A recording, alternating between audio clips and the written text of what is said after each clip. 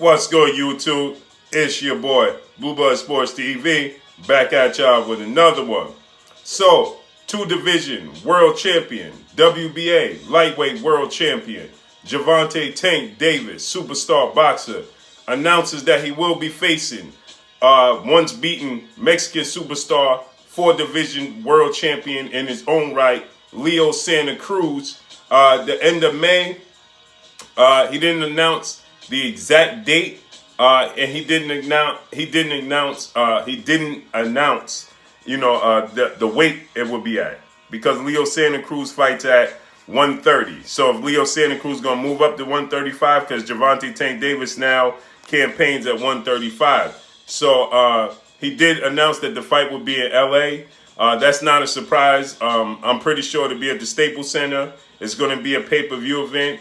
And I'm almost certain it's going to be at 135, right? Leo Santa Cruz initially stated that if they tried to force him to go to 135, he would decline the fight. I just can't see Gervonta Tank Davis attempting to move down to 130 again. As he stated before, he did say, and he did mention that he definitely can make 130 if need be, if the right fight presented itself. But we saw him, Gervonta Tank Davis, miss weight, moving up for his first fight at 135 against Yuriorkis Gamboa. Just don't make sense to me for him to try and attempt to move down to 130. What does that accomplish for him? That accomplishes nothing for him, right? For this fight. Maybe it's the name. Maybe he'll attempt it for the name's sake. I'm pretty sure he's focused and locked in. He can make 130 because it's only a 5-pound difference. He missed weight at 130 as he missed weight at 135. But as far as this fight goes, I'm expecting Gervonta Tank Davis to, this is going to be a showcase fight. This is going to be a coming out fight for him.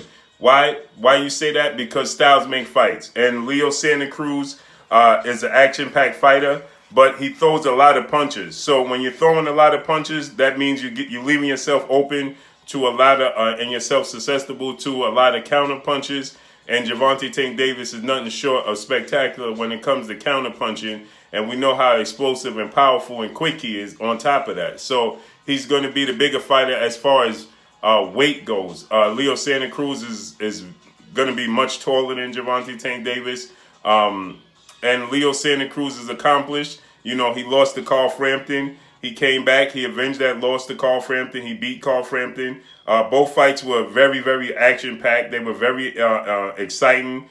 So to see Leo Santa Cruz stands 5'7", man. He's pretty tall, 5'7", 5'8".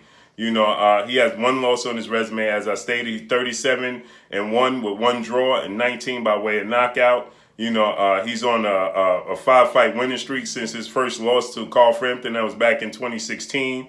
Like I stated, he came right back 2017 and defeated Carl Frampton. Right, both was majority decisions. So Leo Santa Cruz, is an action-packed fighter. But he's never met a punch he didn't like, and he's predictable. Right, he has this little twitch he does with his hands, with his gloves. Just before he punches, he twists his hand. He twists his hand just before he punches. It's kind of a telltale sign, what's to come, but Leo Santa Cruz currently holds the WBA and the both WBA super featherweight world titles, right? So, so he's 130 pounds, excuse me, and Gervonta Tank Davis is 135 pounds.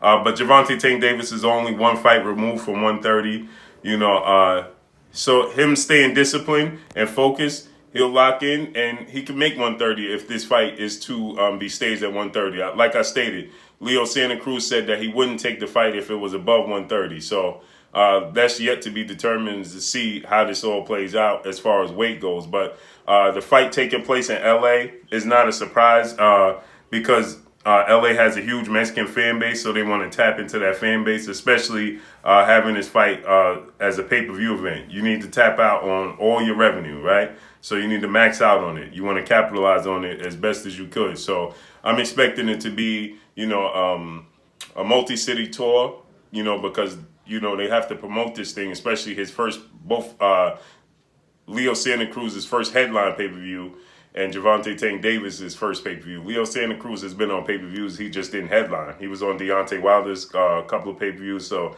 he's been on pay-per-view events. He just never headlined. So, but like I said, style-wise, stylistically, Gervonta Tank Davis is southpaw. Leo Santa Cruz throws a lot of punches, going to leave himself open, and I'm expecting Gervonta Tank Davis to capitalize on those openings, be a showcase fight, be very, very explosive.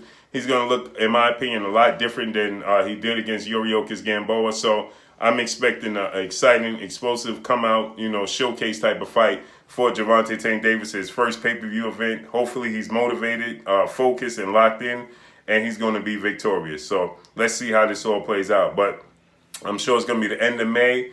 It's going to be in LA. At what weight class? We don't know. Let's see.